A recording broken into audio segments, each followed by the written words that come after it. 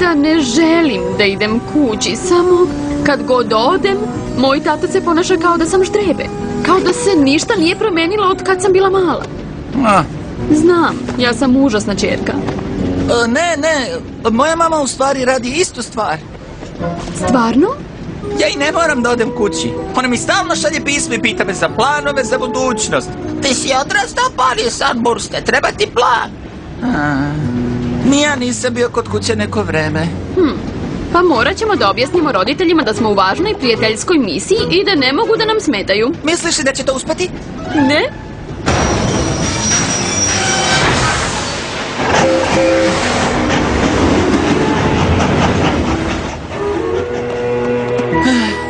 Najbolja stvar kod kuće je to što uvek ostaje onakva kakvom si ostao. Odakle se to stvorilo? Dobrodošli u Cyrus Hollow. Esencija? Esencija čega? Reci ti meni. Šta je to? Čokolada, možda? Nije čokolada možda, čokolada sigurno. I sve prednosti uz ni malo mana.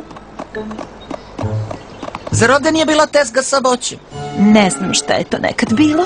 Komitet za razvoj Cyrus Hollowa određuje šta je sad. Komitet za razvoj čega, šta? Gde poni kupuju voće? Možete da kupite voćni smuti u drugoj kući odavde. Sve radnje su drugačije, sve se promenilo. Nije baš sve. Ono je isto kao i uvek.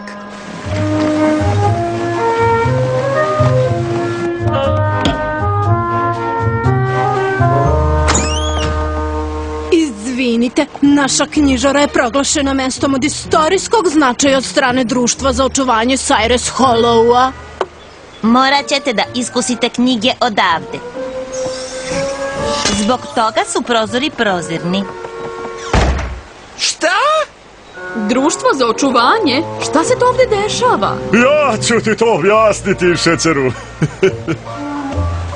Ista si medena lutkica kao i uvek.